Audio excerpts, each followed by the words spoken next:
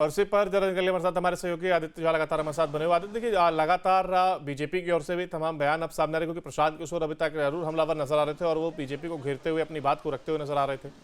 लेकिन बीजेपी के जो तमाम लोग, चूंकि देखिए मताधिकार का प्रयोग करने भी पहुंचे और इसके साथ ही जीत को लेकर के भी आश्वस्त है।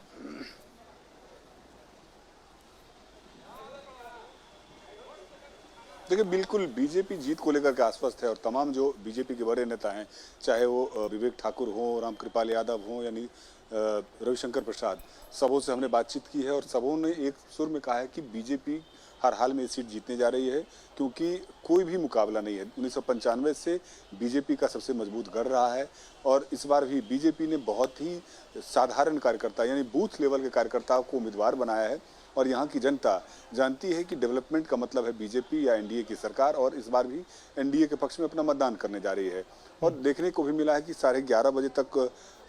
बजे तक जो वोटिंग परसेंटेज देखने को मिला है, 11.5% मतदाताओं ने अभी तक अपने मताधिकार का प्रयोग किया है। हालांकि बाई इलेक्शन में वोटिंग परसेंटेज कुछ कम हो जाता है और यही कारण है कि तमाम जितने जो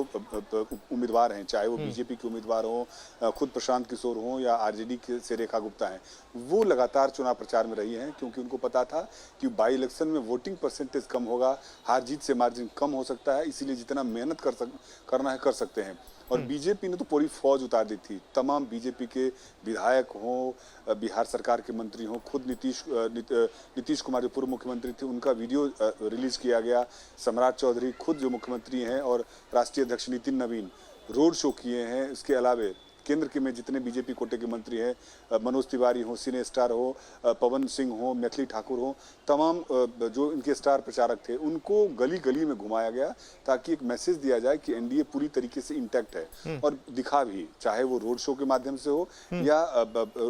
जनसंपर्क अभियान में, हर राजनीतिक दल, चाहे वो जनता दल यूनाइटेड की तरफ से हो, हिंदुस्तानी आवाम मोर्चा हो या राष्ट्रीय लोक मोर्चा हो, लोक जनशक्ति पार्टी रामविलास हो, उनके तमाम जिला प्रदेश अध्यक्ष से लेकर के तमाम विधायक हैं या मंत्री हैं, उन्होंने बीजेपी कैंडिडेट के पक्ष में न केवल प्रचार अभियान किया बल्कि जनसंपर्क अभियान भी चलाया है। और इसी के आधार पर, और जो पिछला ट्रैक रिकॉर्ड देखिएगा, उस ट्रैक रिकॉर्ड के आधार को जताते हुए ही बीजेपी ये दावा कर रही है कि एक बार फिर से बड़े मार्जिन से बीजेपी के जो उम्मीदवार हैं नीरज सिन्हा, उनकी जीत होने वाली है। हालांकि प्रशांत किशोर अभी भी हार मानने को तैयार नहीं है। कल से लगातार वो एक घर में जाकर के लोगों को ये कन्विंस करने का प्रयास कर रहे हैं कि उनके कार्यकर्ताओं को रोका जा रहा है, दबाया जा रहा है, उनकी गिरफ्तारी हो रही है। कल रात में वो थाने में जाकर के हंगामा भी किए थे। तो कुल मिलाकर के बड़ा दिलचस्प चुनाव होने जा रहा है और इस बार भले ही दावा प्रशांत किशोर कर रहे हो या तेजस्वी यादव कर रहे हो, लेकिन बीजेपी का ये जो अभेद किला है, जो बांकीपुर का विधानसभा क्षेत्र है, उसमें सेंध लगाना बहुत बड़ी चुनौती है। और इसी चुनौती को देखते हुए दोनों राजनीतिक दल, बीजेपी के अलावे जो उनके दो उम्मीदवार हैं, प्रशांत किशोर और रेखा गुप्ता, उनके जो समर्थक हैं वो प्रयास कर रहे हैं। और बीजेपी का एक तरफ से दावा है कि इस बार भी वही रिकॉर्ड होगा जो 2025 के विधानसभा चुनाव का परिणाम आया था। बिल्कुल, आप बने रहिए हमारे साथ, आगे पे आपसे अपडेट लेंगे। फिलहाल देखिए जाए और मतदान जारी है और लगातार लोग भी पहुंच रहे हैं और ऐसे में जो 11 बजे तक वोटिंग सामने आई, तो उसमें 11.5 यानी कि 11.5 लगभग फीसदी मतदान अब तक हुआ है।